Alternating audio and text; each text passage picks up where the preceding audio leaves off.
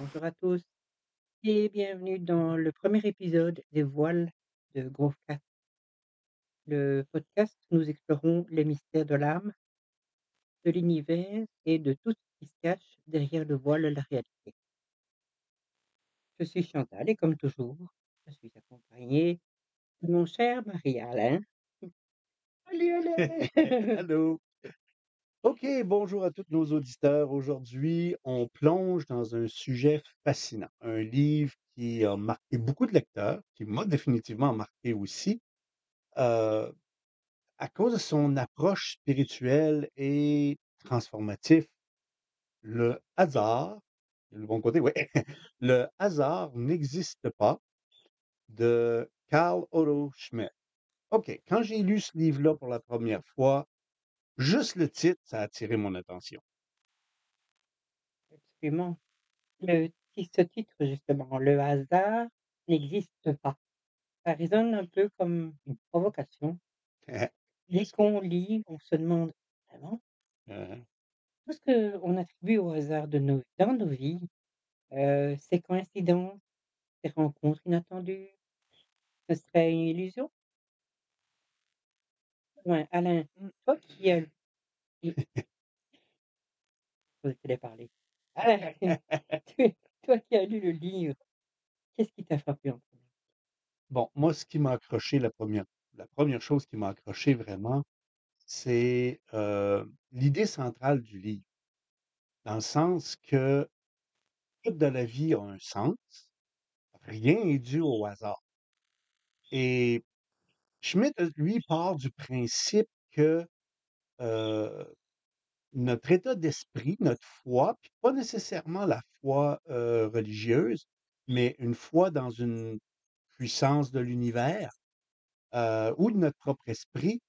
C'est ça qui façonne notre réalité. Bon, on dit, je veux dire, le livre, en fait, parle de qu'est-ce qu'on appelle le hasard est en réalité juste le résultat de lois spirituelles et mentales qu'on perçoit pas toujours. Oui, oui, ça c'est une idée assez, puissante. Dans le livre, Schmitt parle beaucoup de cette psychologie dynamique et de la force de l'intention. Peux-tu nous expliquer un peu ce qu'il entend par là? Parce que pour beaucoup, le hasard, c'est quelque chose de chaotique, d'imprévisible. Et comment Schmitt arrive-t-il à nous convaincre que ce chaos existe? C'est une très bonne question.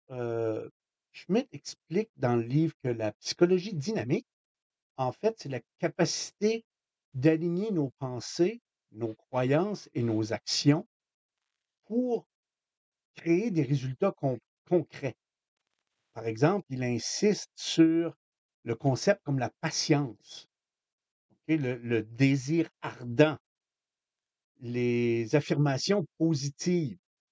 Mmh. Bon, pour lui, quand on cultive un état d'esprit qui est orienté vers un objectif clair, et ça, c'est important, on attire les opportunités qui semblent au hasard, fortuites. Mmh. Mais en réalité, ces opportunités-là, c'est vraiment le fruit de cette énergie-là qu'on a mis en mouvement, OK, de cette d'accord. façon-là. Donc c'est presque comme si on programmait l'univers pour qu'il nous envoie, ce dont on a besoin. Ça me fait penser un peu à la loi de l'attraction, mais avec une touche plus spirituelle, peut-être plus ancrée dans une foi ou en quelque chose de Oui, exactement, c'est exactement ça. Schmitt, lui, va plus loin que la simple loi de l'attraction. En fait, il parle de foi, mais heu, pas seulement, heu, en soi, là, il évoque une foi dans une intelligence spirituelle. mmh. Et c'est une sorte de connexion avec les forces supérieures, si on veut.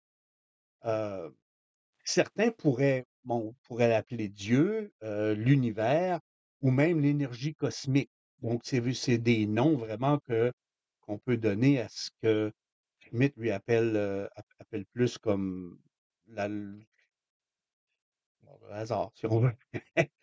et c'est ça, c'est que ce qui est intéressant dans ce qu'il dit, c'est qu'il rejette pas vraiment complètement le hasard comme concept, mais il dit que qu'est-ce qu'on perçoit comme hasard, c'est souvent notre incapacité à voir les causes profondes derrière les événements qui arrivent. Ouais, c'est intéressant. Mais j'ai quand même lu une critique qui disait que ce livre est répétitif, mais que cette répétition sert à ancrer des idées, à nous faire vraiment intégrer cette mentalité. Tu as ressenti ça, toi aussi? Oui, tout à fait. Certains pourraient même dire que c'est redondant, ça revient tout le temps, en fait. Mmh. Mais l'idée, c'est que comme il donne des idées comme la foi est la clé du succès. C'est quelque Mmh. chose qui est répété souvent. Les affirmations façonnent la réalité. C'est vraiment de façon à ce que c'est qu'on les intègre vraiment profondément et c'est presque comme une méditation écrite, hem, parce qu'en relisant certains passages, parce que bon, je l'ai ici, puis vous pouvez voir, j'ai bon, Oui, c'est oui. j'arrête Oui. j'arrête pas de gribouiller tout le temps, j'arrête pas de faire ça. Ça, c'est une chose que je fais là quand je lis des livres. Hem, donc en quelque part, ça l'a comme reprogrammé ma façon de penser. C'est comme si j'ai vraiment l'impression que c'est ce qu'il fait dans l'écriture de son livre, c'est qu'il essaye vraiment de nous programmer à comprendre cet événement-là à mesure qu'on avance dans le livre. Bon, par exemple, il dit, et je note ici, «Ceci n'est pas une fiche de consolation, mais une vérité que la psychologie dynamique a établie». Ça m'a vraiment marqué cette chose-là parce que c'est une idée il s'agit pas juste de, comme, se sentir bien, mais c'est de comprendre une loi universelle. Bonjour Loki, tu vois? Là, tu veux lire toi aussi? Tu veux lire le livre? Tu veux lire le livre? Regarde le monsieur qui est là. Oui, OK. Ah, notre Sherlock. Mais de comprendre donc la loi universelle, tu disais. Oui, oui, c'est ça. C'est OK. vraiment vraiment une façon de nous faire comprendre la loi universelle. J'aime cette idée de reprogrammation mentale. Mais dis-moi, Alain, est-ce que Schmitt donne des outils concrets dans le livre? Parce que parler de foi et d'état d'esprit, c'est inspirant, oui. Mais comment on applique ça au quotidien? Bah, en fait, il est vraiment pratique dans le livre. Il propose des exercices comme écrire des affirmations Mmh. positives à tous les jours, visualiser ses objectifs avec une intensité émotionnelle, et surtout cultiver la patience. Puis là, je commence à en manquer un petit peu avec notre ami, Loki ici. Bon, c'est ça fait il dit vraiment que l'univers répond à nos désirs, mais pas toujours au moment où on l'attend. C'est vraiment comme il y a une anecdote dans les critiques, du livre qui raconte et qui dit, hem qu'après avoir que la personne a lu le livre dans 2 jours Mmh. et il a appliqué ses enseignements pour, obtenir des résultats concrets dans sa vie, puis il parlait de succès dans tout ce qu'il demandait. Bon, ça donne envie d'essayer, hein, mais OK, c'est sûr. Mais attends, il y a un point qui me chiffonne. Si tout est déterminé par notre état d'esprit et cette foi, qu'est-ce qu'on fait des événements négatifs?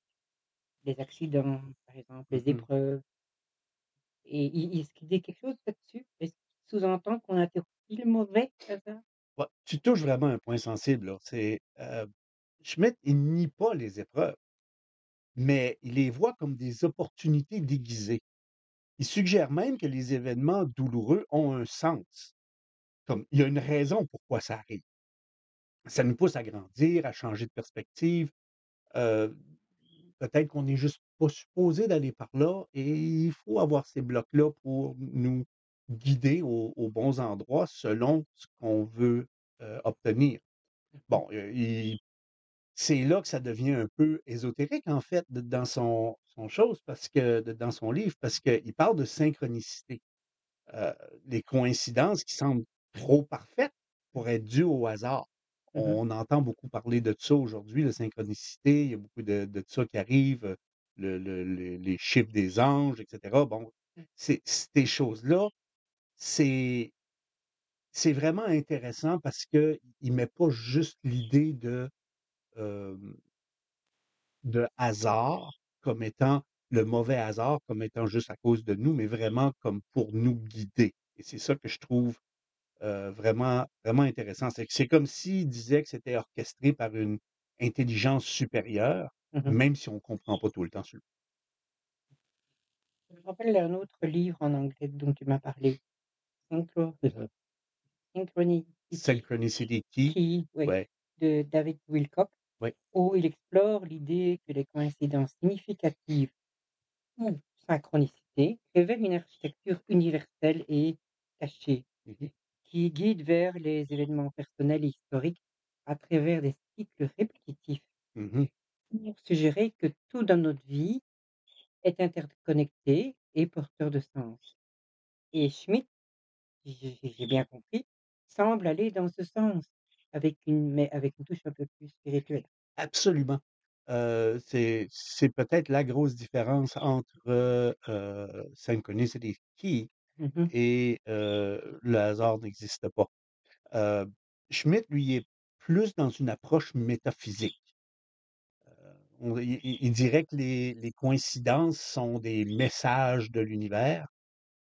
D'ailleurs, il y a un passage où il parle du pouvoir des habitudes, Ah, et il explique que nos pensées habituelles créent des schémas énergétiques OK. qui attirent des événements correspondants. Donc c'est un peu dans ce sens-là que lui l'approche. Heu, bon, si on change nos habitudes mentales, on change les hasards qui nous arrivent. Donc, en gros, on est les architectes de notre propre réalité. Absolument. C'est hyper responsabilisant comme idée. Mais dis-moi, toi qui es un peu sceptique parfois, je dirais souvent même, est-ce que tu achètes complètement cette vision ou est-ce que tu il y a des moments où tu te dis: «OK là, tu vas un peu trop loin». Oui, oui, tu me connais, tu le sais. Honnêtement, je trouve son approche inspirante, c'est sûr, mais je me pose beaucoup de questions sur les limites, là. Il y a quand même, je pense, des limites à ça. Par exemple, Schmitt parle beaucoup de la foi comme moteur, mais il creuse pas trop les aspects sociaux ou matériels qui influencent nos vies. Si quelqu'un croit fort, par exemple, est-ce que ça va c'est assez pour tout changer? Bon, personnellement, j'en doute. J'ai bon, la pensée magique là, pas vraiment. J'aime quand même l'optimisme et l'idée et son idée qu'on peut toujours influencer une partie au moins de notre réalité, même dans les pires moments. C'est une bonne chose pour moi. Ouais, c'est un bon point. Il y a beaucoup d'autres livres qui parlent de ça. Il n'y a pas de hasard. Qui mélange le développement personnel et ésotérisme Oui. et de synchronicité et avec une approche un peu plus romancée. Mmh. Schmitt, lui, il est beaucoup plus direct, plus méthodique. Ouais. Tu penses que ce livre peut s'adresser à tout le monde ou il faut déjà avoir un pied dans l'ésotérisme pour la Bon, je pense qu'il est accessible. Il est possible pour à peu près tout le monde de lire. C'est pas il y a pas des grands mots nécessairement dedans. Mais il faut quand même être ouvert d'esprit. C'est pas quelque chose que tu peux rentrer là avec un esprit ultra cartésien. Mmh. Je crois que c'est bon, si tu penses que tout est absolument aléatoire et il y a rien, bon, tu risques un peu de non, tu De vas lire. tu vas pas faire longtemps, c'est ça. De Tu le liras, tu arrêtes de lire, c'est ça. Mmh. Et bon, mais si tu es curieux, tu te poses des questions sur le sens des événements dans ta vie, bah, le livre peut vraiment résonner, et ça dépend toujours de du timing, je dirais que tu sais, le hasard n'existe pas. Vous voyez ça maintenant, hein, Est-ce que vous allez aller pour lire le livre? Ben, le hasard est là. Si ça vous intéresse, vous allez y aller, mais bon, de toute façon, moi, ce que je trouve qui est vraiment bien dans tout ça, c'est qu'il ne demande pas d'adhérer à une religion ou à un dogme ou rien de ça. Il parle de foi au sens large, Mmh. de confiance en soi et en l'univers. Et ça, pour moi, c'est un gros plus pour le livre. Ouais, j'aime ça. Et pour nos auditeurs, je pense que c'est une invitation à réfléchir aussi. Mmh. Et si le hasard n'était pas ce qu'on croit? Si on essayait, comme Schmitt le suggère, de voir chaque événement comme une pièce d'un puzzle plus grand. Avant de terminer, un dernier mot, quel est le message principal que tu retiens de ce livre, Le hasard n'existe pas? Pour moi, l'idée principale de ça, c'est qu'on a plus de pouvoir sur notre vie que ce qu'on pense. En cultivant la foi en l'univers, la patience, les pensées positives, on peut transformer ce qu'on appelle le hasard en une série de petits rendez-vous avec notre destin. Toi, Chantal? Moi, je retiens cette phrase: «Tout a un sens, rien n'est hasard». Ça me pousse à regarder ma vie différemment, Oui. à chercher du sens, même dans les petites choses. Et je crois que c'est une belle invitation pour nos auditeurs. Ouvrez le livre et il y a aussi un lien PDF gratuit dans la Oui, je vais description. Testez vos idées et voyez ce qui oui, et c'est en bas en description. dans la description, ça va Exact. être là, définitivement. Et oui, c'est bien dit ce que tu dis là, puis, bah, c'est ça. Donc, merci tout le monde. Merci d'avoir écouté, l'épisode, Les voiles de Grove Cat. On va en faire quelques-uns de ça. Et si vous avez lu Le hasard n'existe pas ou si vous avez peut-être des histoires de synchronicité, partagez, partagez, venez Oh nous en oui, dans les parler, commentaires, dans les c'est chouette ça. commentaires et c'est comme je dis, vous êtes pas obligés de l'acheter le livre. Et je vais mettre un PDF, il va y avoir un PDF gratuit et pour les personnes qui peut-être ont des problèmes avec le peut-être parce que c'est pas écrit tellement gros, que ça fait que vous allez pouvoir le grossir les lettres et tout. Donc c'est vraiment, c'est quelque chose et en plus, j'aime entendre de vos nouvelles dans les commentaires. On lit tout le monde. On lit tous les commentaires. Et surtout, n'oubliez pas de vous abonner pour ne Mmh. pas manquer nos prochains épisodes. Oui, La semaine prochaine, on parlera des artistes dans le tarot oui. et leur lien avec notre inconscient. Mmh. Curieux. Ouais, hein? D'ici là, ouvrez grand vos cœurs et vos esprits et peut-être, que l'univers vous enverra un signe ou pas, par hasard. On sait jamais. Voilà. À la prochaine. À la prochaine. Bye bye.